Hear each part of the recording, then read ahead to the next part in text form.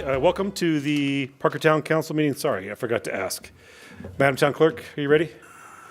Madam Town Attorney? Mr. Barr, are you ready, sir? Okay. It is the May 19th, 2025 meeting of the Parker Town Council. Welcome, everybody. We will go ahead and call this meeting to order at 7:05 p.m. Let the record show that all council members are present, with the exception of Councilmember Hendricks and Councilmember Franzen. Thank you. If you would all please rise and join me in the Pledge of Allegiance. I pledge allegiance to the flag of the United States of America and to the republic for which it stands, one nation, under God, indivisible, with liberty and justice for all. Thank you all. Good evening. Welcome. Got a full house? No, we don't. First up in front of council is public comments. No action will be taken on these items. Public comment is an opportunity for town residents and other interested individuals to speak about items that are not on the agenda. This comment period is limited to 30 minutes. Total time, with each individual allowed a maximum of 3 minutes to speak. You must sign up ahead of time in order to comment, and that sign up begins 30 minutes before the start of the meeting. The council will accommodate as many speakers as possible during this time with preference to town residents. But if public comment extends beyond the 30-minute allotted time, town council will continue the comment period at the end of the meeting prior to adjourning for those who signed up before the meeting. As any matters raised by individuals during the comment period are not on the agenda and other potentially interested parties would not therefore be aware of the discussion of these matters, the town council will not engage in dialogue regarding any items raised during the public comment. Do I have any members of the public wishing to address this council this evening? I'm sorry. Well, we open and close public comment at 7:07 p.m. Next up, we have reports, items from comments from the mayor and council. Let's start with Councilwoman Hefta, please. I was on out of town for a couple of weeks, but I do want to recognize all the mothers out there and the caretakers that are mothers and wish them happy Mother's Day belated. I'd also like to recognize Armed Forces Day that was on May 17th as well, which recognizes all those in the Navy, Marines, Army, Air Force, Coast Guard, and Space Force that are currently serving our nation. Thank you. Excellent. Thank you, Laura. Mr. Dyack, please. Thank you very much. On the 6th, I went to a home builders housing summit where they talked about economic factors related to the housing industry. They talked about interest rates being quite challenging, and they had a hope and a prayer that efficiencies could be created within all of our municipalities to make it easier for them to take care of their projects. On the 7th, I had an executive director lunch for E470 with Executive Director Joe Donahue. Went over some high-level thoughts, and with Joe has been on the job about a year or so. So we're just kind of getting together on how are things going. On the 8th, E470, I had a board meeting. We talked and we took action on the next phase for the expansion. The board approved 104th Avenue to US 85 widening design. It'll be designed hopefully this year into next, with construction happening probably sometime late 2026. That'll go out to bid. We also accepted the audit of the KPMG for E470. That same day, I attended the State of the City Centennial. That was Mayor Pico's last State of the City, always well attended, and a fantastic location at Wings Over the Rockies, right by Centennial Airport. On the 10th, as Mayor Pro Tem, I attended the Douglas Elbert County Music Teacher Association, or DEMTA. We recognized them for 30 years of service to Parker. That was a great event and very efficient in getting their certificate. On the 12th, attended a Chamber of Commerce golf event that was probably more private member John Dyack than council member, but always good to see a strong turnout for the Chamber and to see some familiar faces around. And then on the 14th, I attended the Officer of the Year lunch that the Rotary, the Cherry Creek Valley Rotary Association provided. Kudos to Ralph Martin for heading that up every year within the Rotary Club. And also on the 14th, Councilmember Franson and myself went through Parker Planning Commission interviews, a quality pool, as Councilmember Franson would articulate. We provided some direction on who to select, and more to come. Thank you. Excellent. Thank you, Mr. Dak. Randy, please. So I also attended the HBA Housing Summit, but then on May 8th, my oldest son graduated from CU Boulder, so I kind of took that week to go and celebrate him and his accomplishment of his bachelor's degree. On May 10th, I went to the Miles Over Meadow Moms 5K run at Talman Park and watched everybody go through the start line, and that was a wonderful turnout and great to see everybody participating in that. At the Chamber Golf Tournament, as the liaison to the Chamber, I was there volunteering to help them with one of their holes, which was wonderful, as Councilmember Diak said, to see the big turnout and support for the Chamber.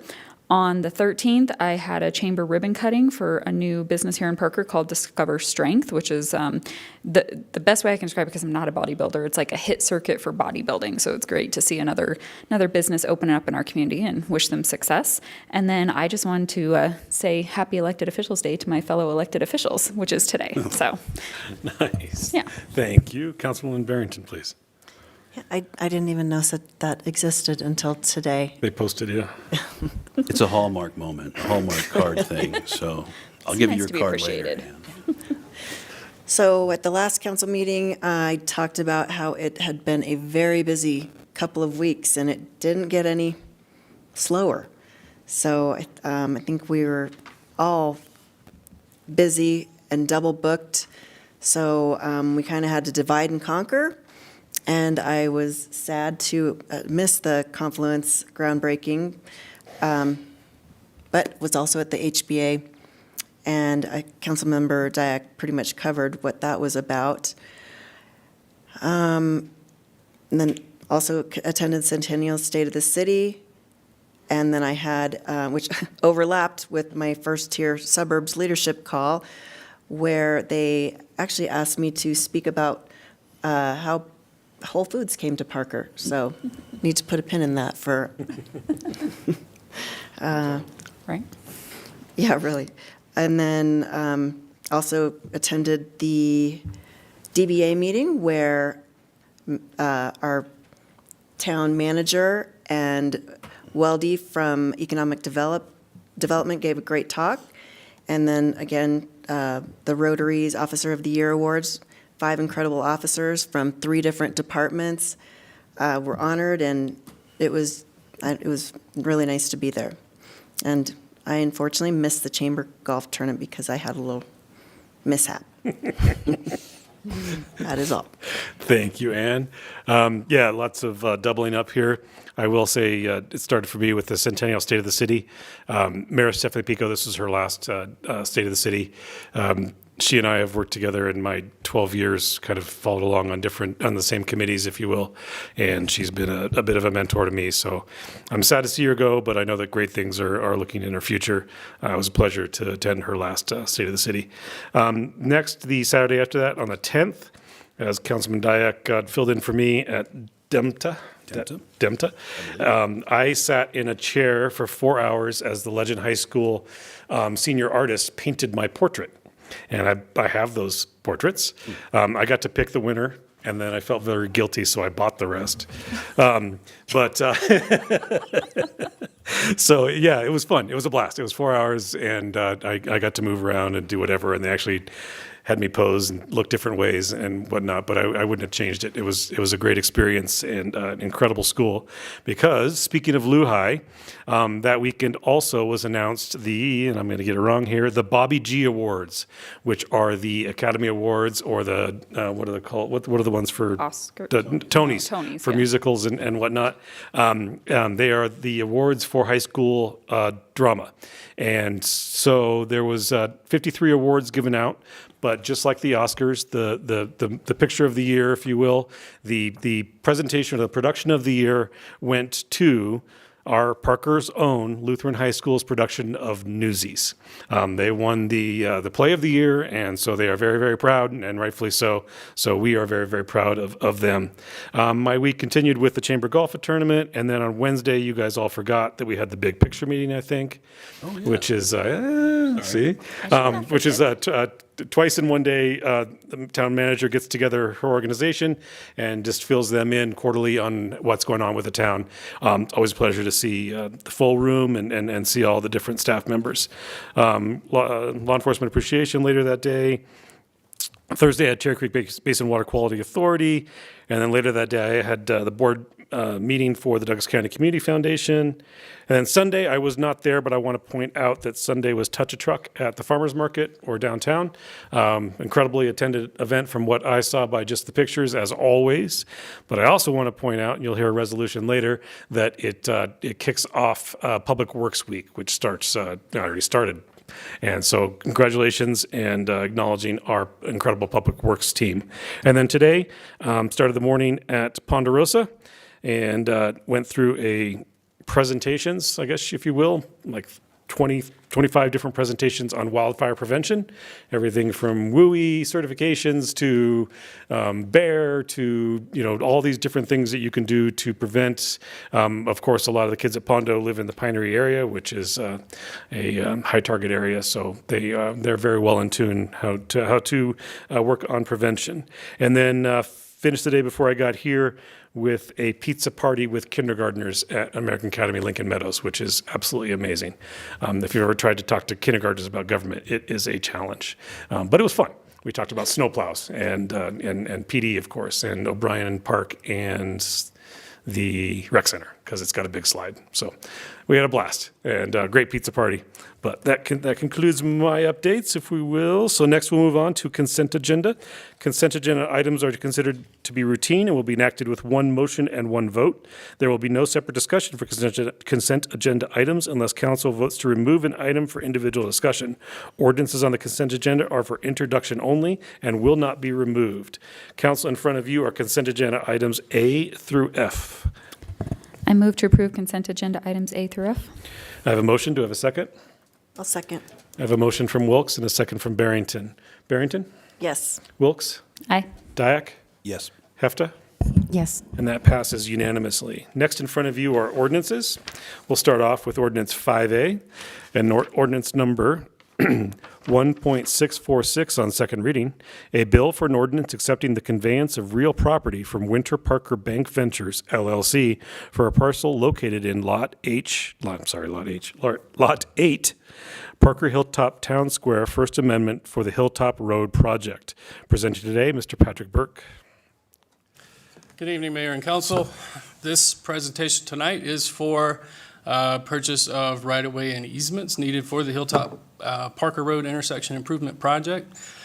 Brief background: in November of 2024, Council approved Ordinance 1.635, which authorized staff to proceed with good faith negotiations with the property owners for the needed right-of-way and easements for this project. Right after that ordinance was approved, staff did begin those negotiations. We hired a right-of-way consultant who then got an appraisal for this property. The appraisal came back at $13,395 for this acquisition. That funding has been appropriated in the 2025 Highway and Streets Capital Projects Fund. An ordinance is required to approve the purchase of right-of-way, and the project cannot proceed without the approval. The next slide just shows a overview of where this project's located. As I mentioned, it is Hilltop and Parker Road. Most of our improvements are on Hilltop and the south leg of Parker there. We'll have a new northbound right turn lane going in on Parker Road, and then Hilltop Road. The median's going to be removed and widened to the north slightly to allow for a double left turn movement from westbound Hilltop to southbound Parker Road. Because of these improvements, we are widening to the north, so we do need some easements from those 3 properties to the north. The one closest to Parker Road is PHTS Homeowner or Owners Association. That one, we did only require a temporary easement, and we have acquired that. This ordinance is for that middle piece, which is the urgent care that sits there. This one, we do have right-of-way and a temporary construction easement. And then to the east of there is Core Electric. We will have a right-of-way permanent easement and a temporary construction easement. That's in progress. Core has it in their hands, and you'll be seeing it before you in the next couple of weeks. So this just shows the areas that we are acquiring with this ordinance. The one on the far left is a small temporary construction easement. The one in the middle is a little larger temporary construction easement. Kind of notice the shape of it. We did avoid their parking lot area. So this is just landscaped area where we're getting the temporary construction easement. That will be restored with the project of anything that is damaged or disturbed during construction. And then on the far right shows the right-of-way that we're acquiring. It's a little corner clip just to allow for that widened sidewalk and curb ramp. That's the purpose of that. So as stated, it's 396 square feet of right-of-way. It is 1,514 square feet of temporary construction easement. Staff recommends Town Council approve ordinance 1.646 on second reading, and happy to answer any questions. Thank you, Patrick. We'll start with Councilmember Barrington. Any questions for No questions, thank you. Councilmember Wilks? No questions, thank you. Councilmember Dyak? No questions, thank you. Councilwoman Hefta? Just one question, if I can. Was there a greater number of accidents happening and around this area without these improvements, or what was the main impetus for these The improvements? primary concern here is the single left turn lane is stacking up into the through lane. So by adding that second left turn, we'll be able to get that queue of cars into the turn lane and keep those 2 through lanes clear for traffic. Thank you. Thank you, Patrick. Next, we'll open up for public comment at 7:21. Is there any members of the public that wish to address council tonight on this item? Seeing none, we'll close public comment at 7:21 and come back for comments and/or debate. Ms. Barrington? Yeah, I think this intersection has needed some improvements for a while, so I'm just glad to see that we're making progress. And thank you for all your hard work. Thank you. Ms. Wilks? That's what I was going to say as well, so ditto on that, so thank you guys. Mr. Dyak? No, I thank you. Ms. Hefta?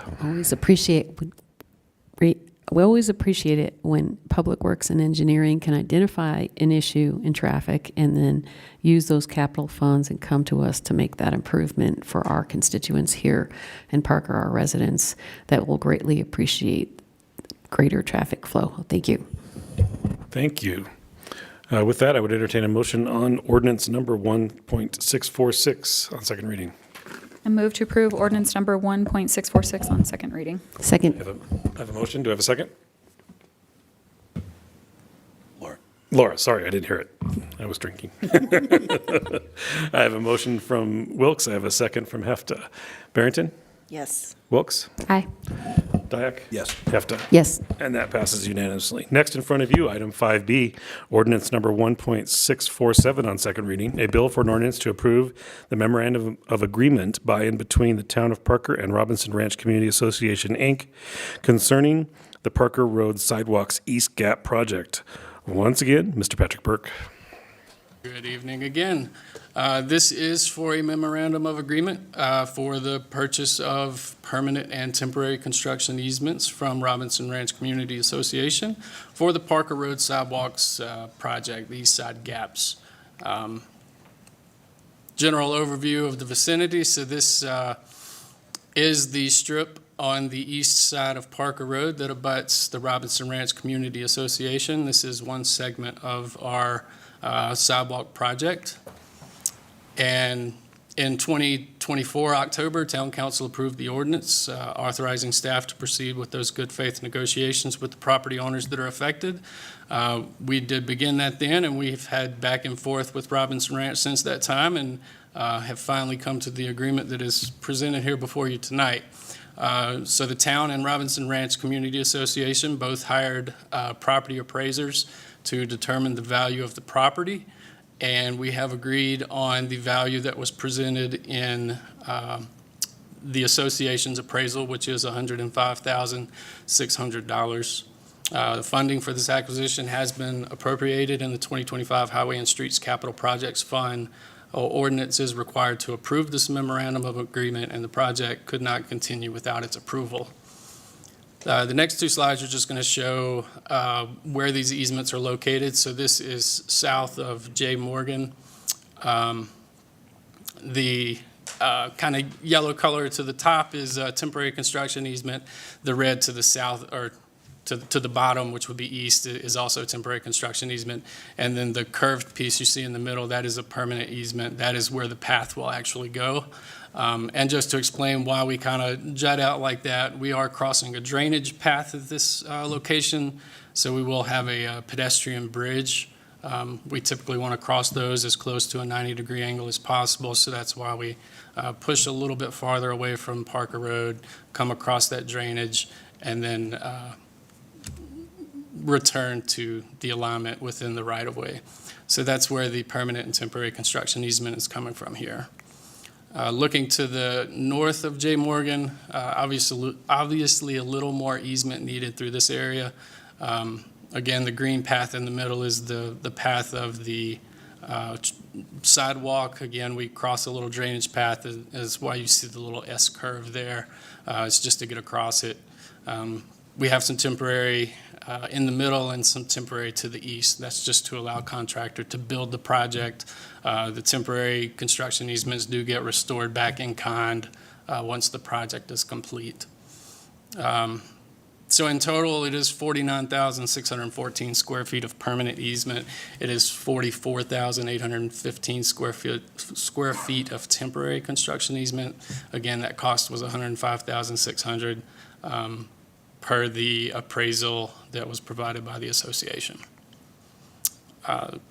Staff recommends Town Council approve ordinance 1.647 on second reading, and happy to answer any questions. Thank you, sir. We'll start in opposite order. Councilman Hefta, questions for Patrick? Did we get any additional funding from CDOT or Douglas County on this matter? So this project does have state and federal funding.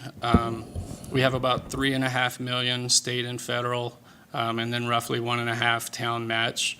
The specifics of where the state and federal, I believe it was about $1.5 million state, $2 million federal. As we haven't heard that there's any risk of losing those directly yet, but there have been some emails from the state that there is a potential of some of the state funding being less than originally awarded. And then if that was so, you would have to come back to us again with that new calculation. We would have to come back because obviously if we lose $1.5 million or $2 million in funding, there would have to be some funds reallocated, possibly from other projects. And because this is state and federal funding, we do have a deadline to get it bid, which is the end of September. So I've been in contact with CDOT pretty regularly. It hasn't come up.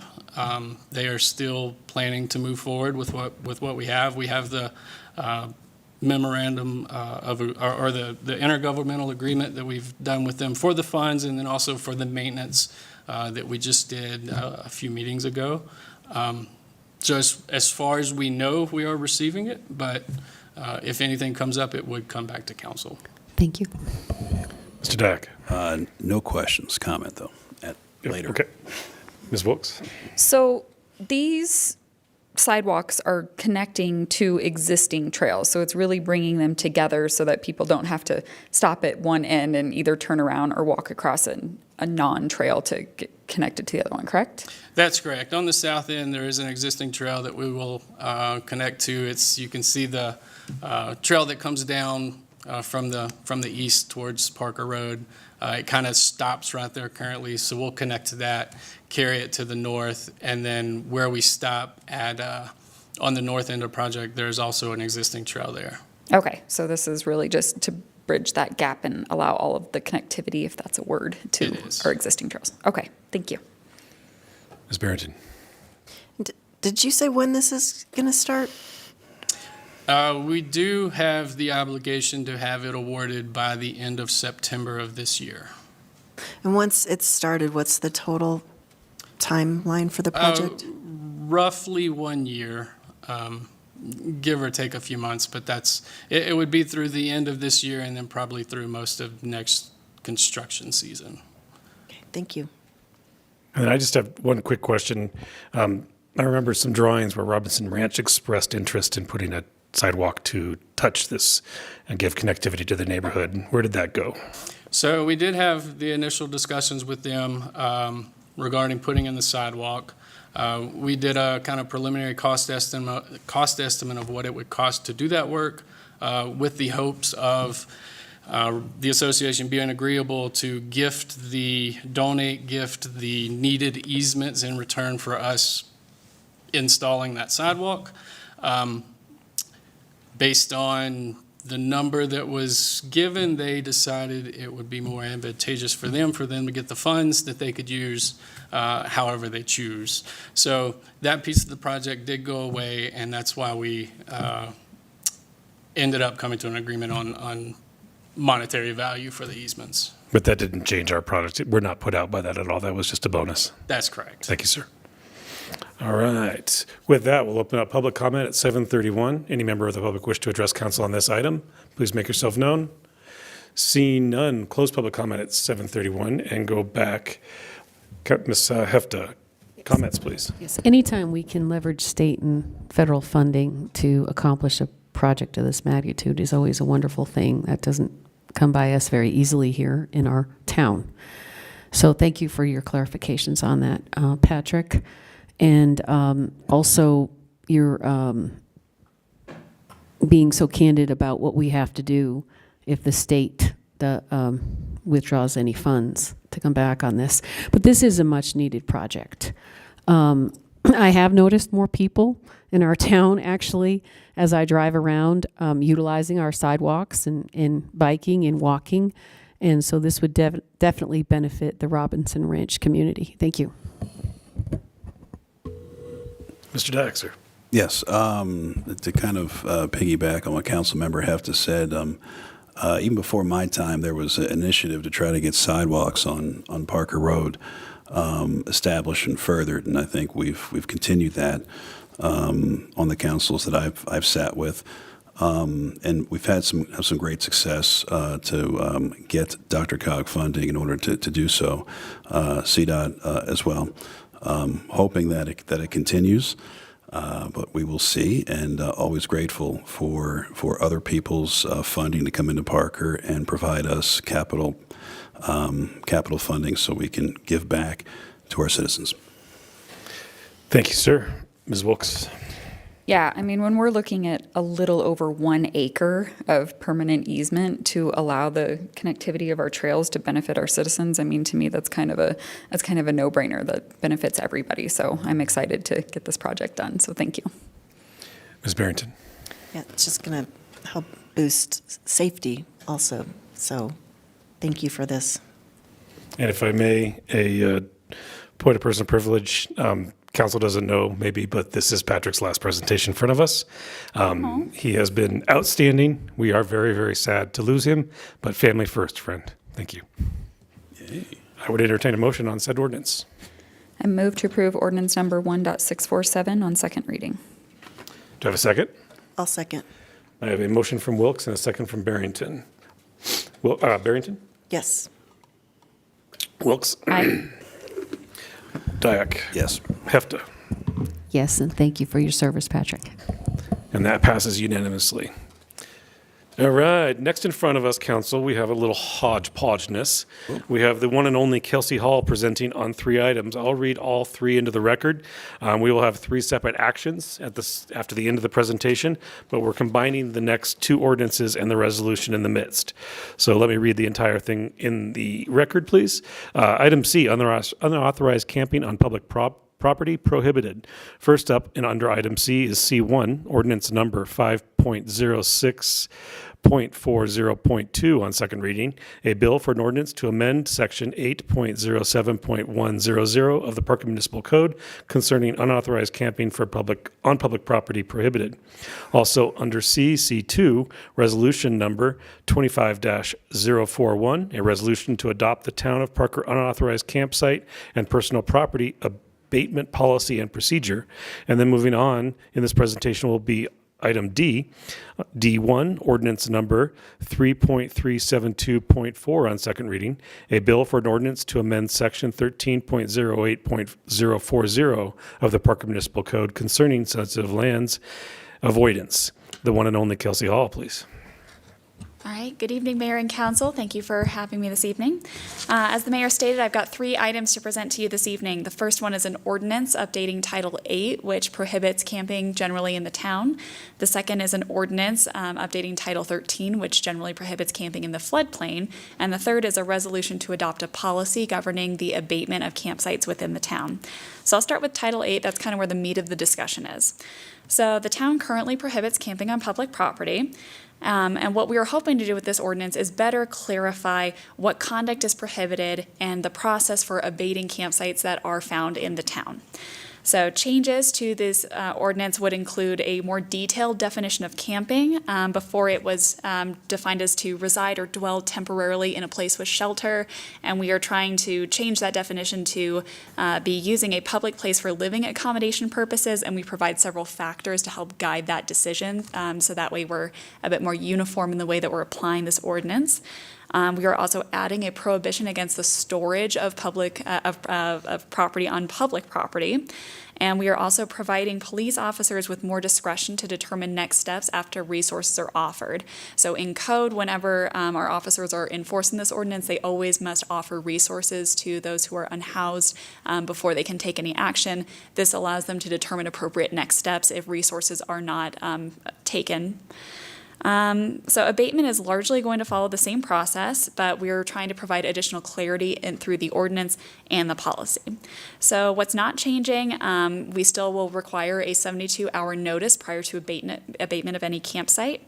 Certain property recovered from the campsites will still be stored by the police for 30 days, and resources will continue to be offered to individuals who are living in those campsites. What we are updating, though, is that we are not requiring notice to abate in certain circumstances. We did have that in a certain form ahead of time. We're basically replacing the previous language that required at most 24 hours notice for imminent danger to life, limb, property, or health, and now we are specifying situations when no notice is required. This would include when there's a high-risk area, if there has been a crime, if the campsite is blocking a street or sidewalk or other public property, or if there's maybe an event going on like Parker Days, if they just could not be there, or if there was a true emergency situation. What else? We are also, like I said, trying to adopt a policy that would be developed by the town manager's office, being presented to you this evening for approval. The policy itself is intended to ensure that abatements are carried out uniformly. The big takeaway from the policy is that it requires the storage of what we are calling essential personal property. This is property that can be carried in a container about 2 cubic feet in volume. That's about the size of a backpack. This would include important government-issued documents, your driver's license, birth certificate, things like that, medications, glasses, electronic devices. The purpose of this policy is to ensure that those things that are truly, really important, especially to get services or that are very difficult to replace, can be stored, while also balancing the limited storage that we do have available at the police department. We just simply do not have the capacity to take every piece of property recovered from a campsite and store it at the police department for 30 days.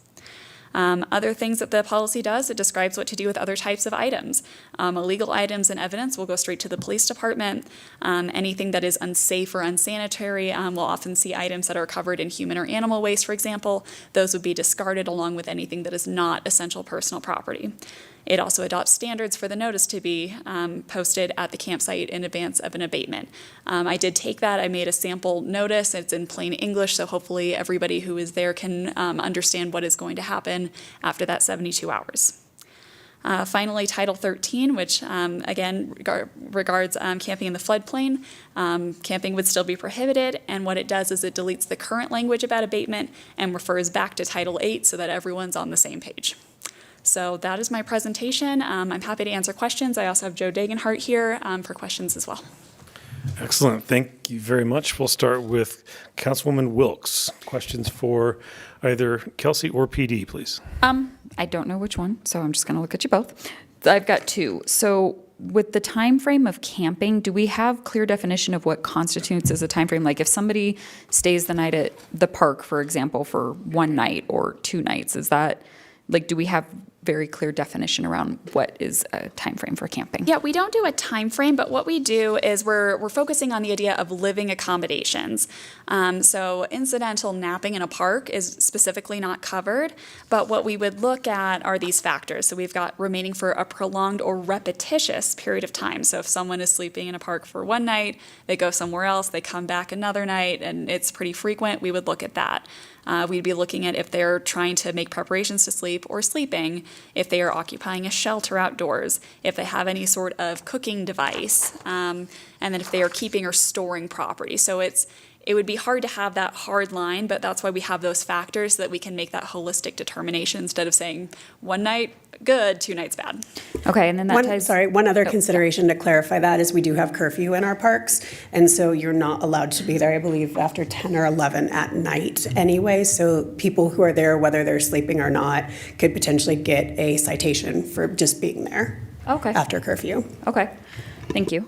And then the second question, which kind of ties in, so do we define the shelter? Because I know there are some people that sleep in their cars. There are some people that pop tents. There are some people that just sleep under the stars but have sleeping bag and clothes. Like, do we define what a campground is? Because I don't want the, stigma of it, well, there's no tent here, so it doesn't count. Or I'm in my car, there's no tent. You see what I'm saying? Of course, yeah. We've got a pretty broad definition for shelter. It's any cover or protection from the elements other than clothing, such as a tent, shack, sleeping bag, lean-to, tarpaulin, enclosure, or other structure or material used for living purposes. So I think under that definition, you probably could get a car as well.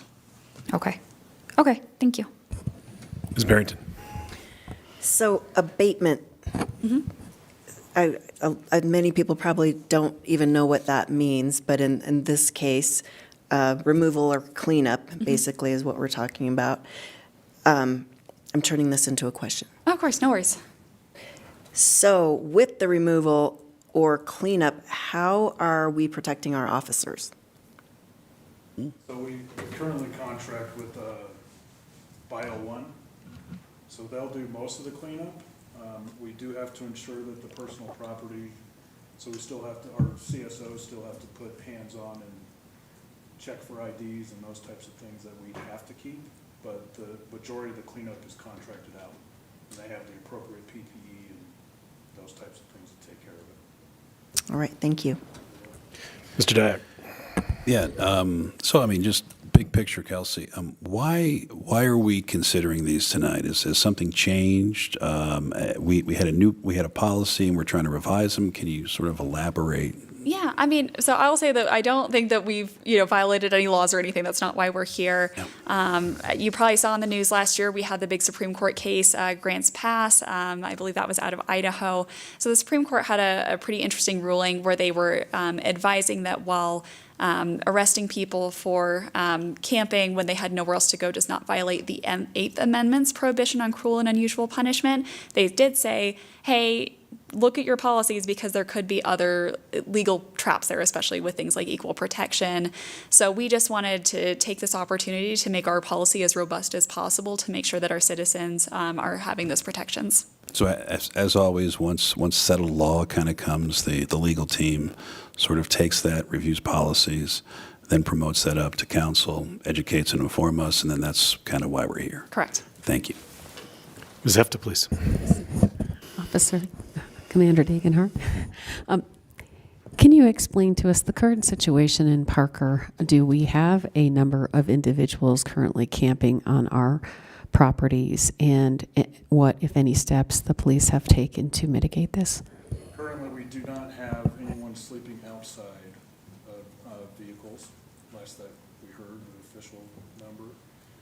We still have individuals that sleep in their cars and campers, but this would certainly address helping with that. We work with the businesses to do trespass notices and try to get those people to services. We still partner with the HEART team and offer services through them, along with CRT for any mental health concerns. So we always make sure that resources are offered, and we try to get these folks some help that they need. And then some people, this is their choice. This is how they choose to live. So. Thank you. And for Kelsey, our assistant town attorney here, public space. Could you just go over briefly the definition of public space and what that might look like in Parker beyond the parks, the public parks like O'Brien Park? Sure, absolutely. And this is actually the only definition that didn't change except for us taking out mountain park, because I think we did borrow a little bit of language from Denver, because we do not have mountain parks in Parker. It's truly anything owned by the town. It's very broad: streets, alleys, sidewalks, transit malls, bike paths, greenways, structures within the right-of-way, parks, parkways, rec facilities, grounds, buildings, facilities, etc., owned by the town. So if we own it, it's covered. That's it. All right. With no further questions for Kelsey and Commander Degenhart, appreciate you being here, sir. We'll go ahead and open public comment at 7:45. I'd like to state for the record that this public comment is containing 3 items: ordinance number 5.06.40.2, resolution number 25-041, and ordinance number 3.372.4. All of those items, those 2 ordinances and resolutions, are in this public comment. Is there any member of the public that wishes to address this council on either those 2 ordinances or the resolution? Seeing none, we'll close public comment at 7:46 and come back for comments and or questions. Councilmember Wilks, please. Or, sorry, comments and or debate. No questions.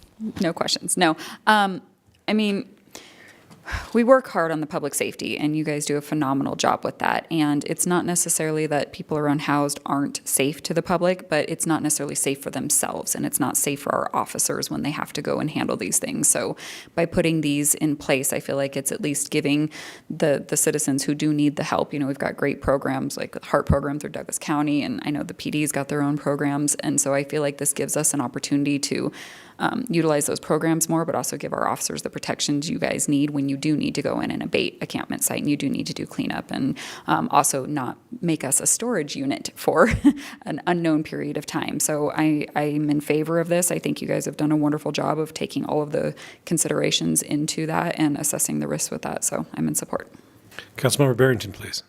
Yes, I think it strikes a good balance between, maintaining our public spaces and addressing a very sensitive issue, and but we've got some sort of structure around it, but also compassion. One person's, what is the saying? One person's trash is another person's treasure. But as far as passports or driver's license or birth certificates, and those are so hard to replace. So I appreciate the thought that has gone into this. Thank you. Thank you. Councilman Dyak, please. Yeah, thank you. This, throughout the years that this has kind of come up, I appreciate the legal team looking based on laws that have been passed by other entities above us, so we can crystallize and have a better law and better guidance on our books. So again, I'm appreciative of that, as always appreciative to police for implementing these things. And again, anytime we can crystallize and, as Councilmember Wilks says, keep people safe, I'm appreciative. Thanks.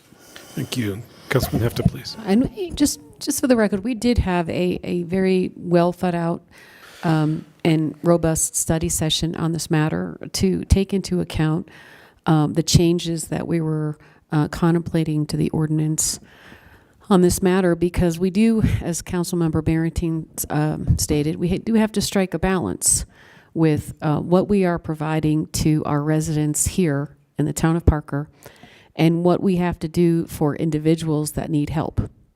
And as Commander Dagensart said, choose to want to camp or live on public property.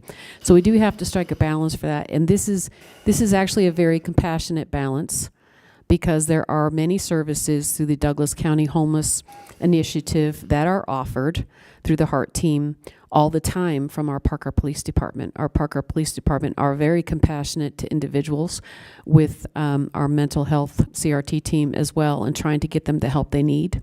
And there are many nonprofits that are offering help in the Douglas County area as well as the Denver area for folks that want to remain unhoused. So I think this strikes a really good balance for our community. Thank you. Thank you. With that, I would entertain first a motion on ordinance number 5.06.402, please. I move to approve ordinance number 5.06.40.2 on second reading. I have a motion. Do I have a second, please? I'll second. I have a motion from Wilkes, second from Barrington. Ann? Yes. Ann, Brandy? Aye. I did it. That's okay. John? Yes. Laura? Yes. And that passes unanimously. Next in front of you, I'd entertain a motion on resolution number 25-041, please. I move to approve resolution number 25-041. I have a motion. Do I have a second? Second. I have a motion from Hefta. I have a second from Wilkes. Ms. Barrington? Yes. Ms. Wilkes? Aye. Mr. Dyack? Yes. Ms. Hefta? Yes. That also passes unanimously. And last in our ordinances, ordinance number 3.372.4. I would entertain a motion, please. I move to approve ordinance number 3.372.4 on second reading. I have a motion from Wilkes. Do I have a second? Second. I have a second from Dyack. Ms. Barrington? Yes. Wilkes? Aye. Dyack? Yes. Hefta? Yes. And that passes unanimously. Thank you all. Concludes ordinances. Lastly, in front of us are contracts over $500,000. Item number 6 is an agreement for purchase of goods and professional services, the Town Hall Expansion Office Furniture, RFP 24-023. And presenting is the one and only. Oh, Dave, I thought I was. Okay, good. Okay. Yeah, no. Sorry, Tom and I did not tell you that I'm doing this. You are free. You can go home for the night if you want. I'm impressed he was ready to jump. I know, look at that. That is very impressive. You get a lot of kudos. He did look a little panicked. I got my PowerPoint. I'm good to go. I have Josh and Megan sitting there in the green. So, yes. Real quick before you get started. I will. Dave, if you wouldn't mind, would you stick around in case there are individual council questions regarding what we were going to talk about? Thank you, sir. Ms. Kivala, please. All right, so yes, Bob is unable to be at the meeting tonight. He has some personal things going on, so I am covering this for him tonight. And I can't see them, but I know they're on the other side of this podium, are Josh and Megan from Projects, who this contract is with. So before you is the award of the goods and professional services contract with Projects for office and ancillary furniture for the town hall expansion. So let's see if this works. Yes. So that contract that is before you tonight is for $1.5 million. And here is the vicinity map of the town hall addition and renovation project that we are talking about for this contract tonight. The project generally consists of 32,000 square feet of a two-story addition with select renovations of existing town hall and related site work. And so with the project, both the renovation and the addition, there are workspaces that are needed, and as well as safety and security enhancements, accessibility improvements, upgraded technology, primarily in this room and Pikes Peak next door, but also throughout, and then also space for additional community services that we have discussed in the previous meetings. So some background here, and a little bit of a disclaimer. As I mentioned, this is Bob's presentation, so it is a lot of narrative. You're not going to see a lot of pretty pictures. I'm just warning you right now. So we have pretty pictures of all the furniture that we're talking about with this contract tonight, but it's not in this presentation. So that's my disclaimer. I was going to start that out. Yes. I could have blamed you. So this, and as I just mentioned, both sites, the addition and the renovation, are requiring new furniture. There's not a lot of new furniture that's required in the renovation part, but it's been a lot of piecemeal, and certainly with the new addition will require that. Staff and the architect, AMD, developed a proposal documents which were advertised, inviting vendors to submit proposals based on the good, better, and best options. We received proposals until 2 o'clock on December 12th, 2024, and a total of 10 responses were submitted.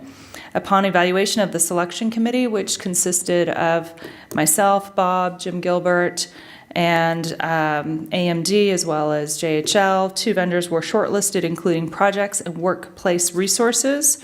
We met with them on site, visiting the showrooms, and had additional Q&A, and after that, Project was selected as the most qualified vendor.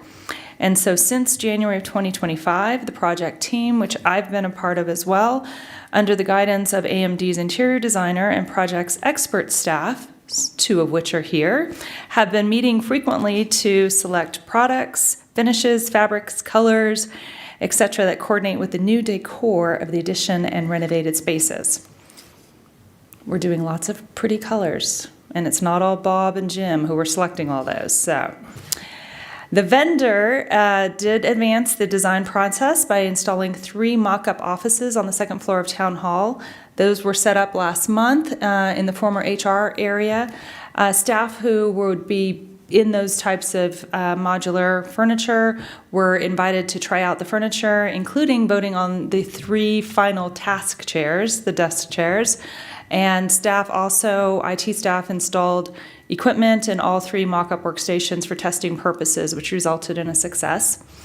And as a final step in the design process, employee feedback was coordinated with the vendor, and the scope and pricing were finalized.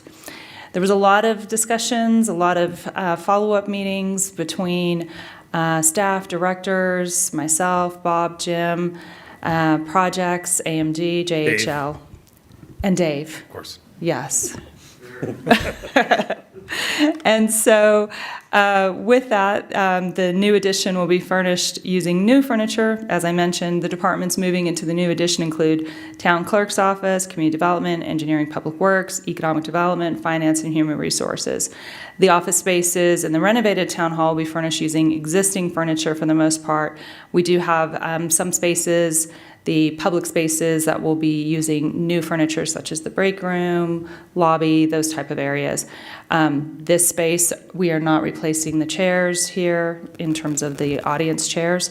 And then the departments remaining or moving into the renovated town hall include IT, cultural, municipal courts, town manager's office, legal, and parks and recreation. So, sorry, I didn't advance that slide, did I guess? So here is a furniture plan. It's a little bit hard to see. Once we have the renovation, you guys will have new screens up here as well. This just shows a color coding of where some of the different types of furniture are going on the first floor, and then here's the second floor. Sorry, can you go back to the first floor real quick? Apologies. Yes. I wonder if you're looking at the same thing where I'm we looking live. at. I was like, I want to look at where we live. What's your question? I was looking at the hotel benching behind town council. Oh, yes. Currently in here, you mean? What's that? What, you're talking about the So you chambers? have the new Cherry Creek, and then there's a little, maybe a hotel benching desks back there behind that. I was just looking at that. What's that? And The like copper color. Yes. yes, that is going to be probably, I think that is what is the catering space. I see. Okay. Yes, and then beyond that, we also have there's going to be a mudroom for inspectors on that other side there from the adjacent hallway. Okay. Excellent. Thank you.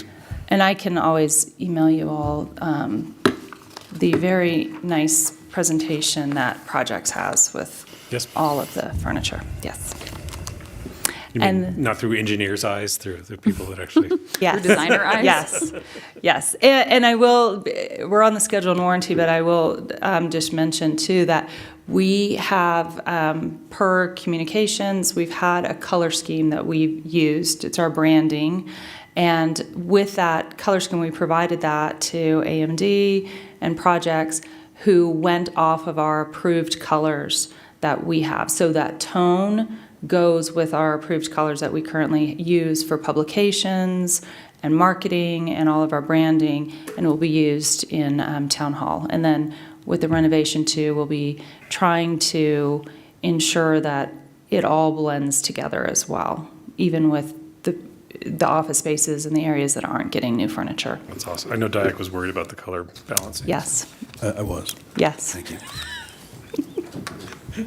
So with our schedule and warranty, the manufacturing time varies by component and in general takes up to 12 weeks.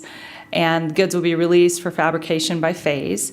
After fabrication, goods will be stored at a warehouse where they will be held by JHL until they're ready for installation. Phase 1 goods are tentatively scheduled for installation in August or September of this year, so a few months out.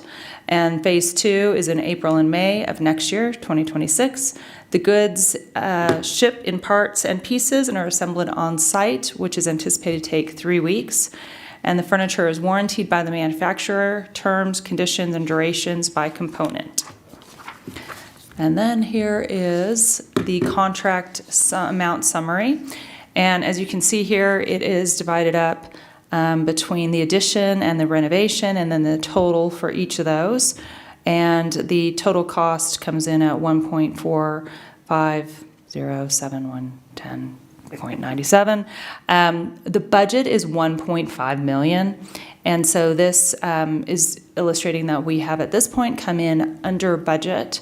And then we have that contingency as well. But I think we're doing pretty good on that. We have had many follow-up conversations with Projects and AMD, kind of getting all those last little tweaks. But of course, when we move into the renovation, which we have also already picked out all the furniture and areas for in here, hopefully we won't have to dive into that contingency.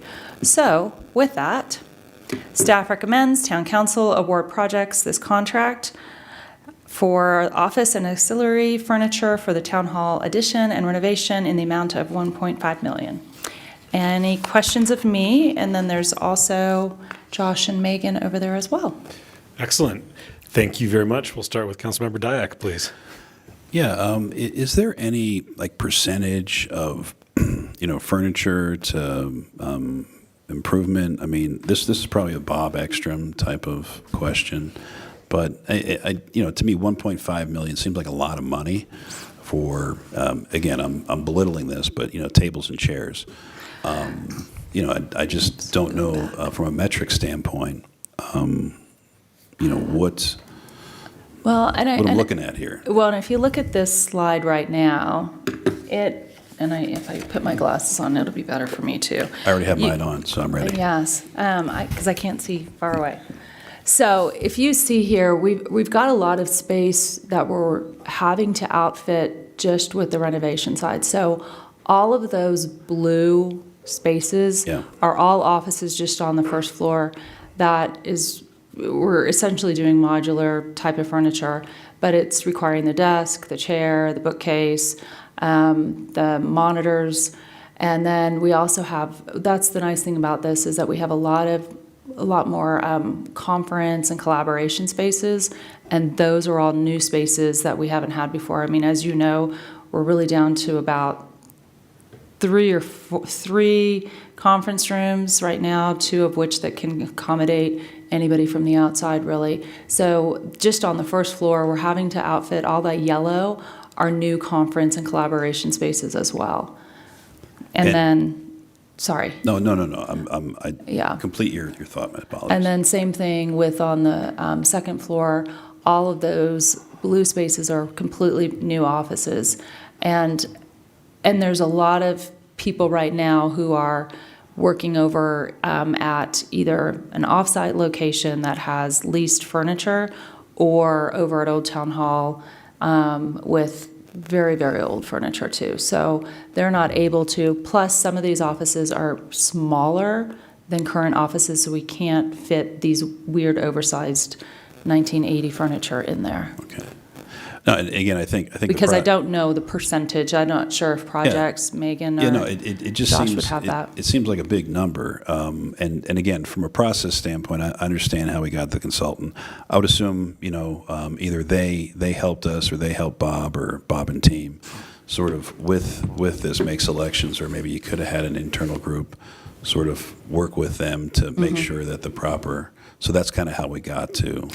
Correct. So, and we had the budget going into the RFP process as well. And the team, which consisted of AMD, which is also our architect, and they have an interior designer as well, and the internal team vetted all of those proposals, which were 10. And of course, there's some that come in above too, but then we went through and worked it all out. Okay. All right. Thank you. Laura? So are we purchasing any artwork too, or we're just using the remaining artwork we have here to furnish the updated town hall? A little bit of both. We did put in the regular general fund budget this year money for decor because it is a larger space. We have artwork on almost, you want to say, lease from the cultural department that we currently use in some spaces. And so we will still have that opportunity as well. But then we also did put money in the budget for other artwork areas. We also have, I think it's 4 locations where we have spots for large artwork, murals. I guess you could say it's a screen, almost like a wallpaper. And so we have 4 locations throughout that are public facing and back of house, so to speak, that we're going to be able to do history pictures and some pictures from around town. So that'll be a separate presentation before town council on any additional artwork. It's not, so I guess there's 2 different pieces. We have this budget that is just part of the 2025 budget that was approved for general decor. Then we have the artwork that is just the regular artwork that you see around here right now that's kind of on lease from cultural department. And then these murals are just our current photography. We had a budget, we had funds in the original budget for a couple of different large art pieces to be decided through our public art committee or something like that for the new lobby, but that was cut from the budget. And that was something that was cut when we had to delay the budget or delay the project for 2 months, and we incurred extra costs, and that was an area that we had to at least delay that until we have funds again to be able to do that. Thank you. Councilmember Wilkes. So you touched on it a little bit, but just to, clarify for everybody, when was the last time that we had a furniture update for our furniture? I mean, you said, since the 80s, but I actually think that might be accurate. So when was the last time we updated furniture? It's been very piecemeal for the most part. When we do get somebody, it used to be that when we had the space here and somebody came in and it was creating a new position that they could order some new furniture if we didn't have any, and it was a new office space because, as I've mentioned, we've had to convert closets and storage spaces to offices. So in those cases, if they had money in their budget to buy some new furniture, they did. Most of the time, we sent them to Old Town Hall, to the old council chambers to look at the pieces that were left over there. So yes, it has been a while.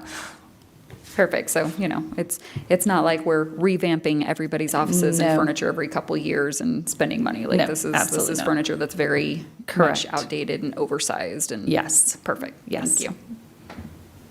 Councilmember Barrington. So, I mean, but it does sound like you were able to kind of repurpose some of the Absolutely. furniture. Yes, everywhere that is currently in the current space to be renovated is keeping their furniture. Or in cases where they have new furniture that they want to take with them, and if it will fit, they can. Okay, thank you. They're not required to have new furniture unless we tell them it's a danger. Jim. My question, I think, is pertaining to that. Can you talk a little bit about maybe the thought that went into the ergonomics or the wellness of the employees and the furniture that we're getting now? Absolutely. So that was one thing, too, that we got a lot of feedback from employees was the importance of being able to have desks also that raised and lowered to allow for them to stand while they're doing their work, especially when you're looking at some of the inspectors and engineers and having the dual monitors and being able to stand and work at that.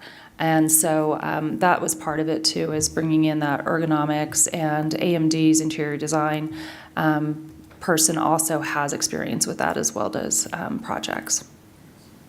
And then lastly, my next question, I know that we have a lot of interdepartment meetings and whatnot. Can you talk a little bit about the need for breakout rooms and different things there that we're addressing that we haven't been able to satisfy? Absolutely. And part of it, too, is because we were trying to be very careful in our space and really trying to get as much out of this footprint as possible. The offices are smaller, so there's not as much space in there to have tables to collaborate around. So instead, we have a lot of open collaboration spaces for people to get together that way and work on plans and discuss. And that was part of it too, is that we just didn't have enough space for those meetings. You'd be running around trying to find a meeting room, or as you would see, you'd be standing outside of a meeting room waiting for somebody else to come in there. So that's a great benefit to have that, as well as Pikes Peak being enlarged so that we can use that for some of those community meetings when we have the HOA summit, instead of having to go over and use PACE, which then loses out on being able to use that as a rental space. We're able to have some of those things here. But I think it's really important to be able to have some of these areas for staff to get together and collaborate and talk, and especially now that we're going to have everybody at one location. We've got several departments right now that are currently in 3 different locations. So being able to bring that and pull that all together is what's going to be great. Excellent. Thank you. With that, we will open public comment for RFP 24-023 at 8:11. Is there any member of the public that wishes to address this council on this item? Seeing none, we'll close public comment at 8:11 and go back for comments or debate. Ms. Barrington. I think a lot of times when you think of a government building, you think of this old 70s drab gunmetal, yeah. And, I was pleasantly surprised when the first time I came into Town Hall. I think we have a beautiful Town Hall, and you're going to continue that feel. And, again, with the striking the balance, don't mean to use that in two different, it's very different, but, you need to have function, but you need to have form. We want a public building. We want people to come into their Town Hall and be proud of this also. So I think you guys I know that was a lot of work. And I saw them, actually, part of it, when we took the tour. I think everybody might have seen that. So that was kind of fun to see what is to come. So thank you. Thanks. Ms. Wilkes. Yeah, when you talk about the health and well-beingness of our employees, it also goes into longevity as well. When we don't want our employees and staff getting burned out. And I know that I use my standing desk at least 80 times a week. So I'm excited that, it's something where they're going to be excited to come to work, and they know that they can, stand if they need to and sit if they need to and not be killing their back. So I think that says a lot, the thought that you guys put into it and listening to the employees when they're telling you, hey, this is what we would really like. So I'm very, very thankful for all the work that you and staff have put into this. Thank you. Mr. Dack.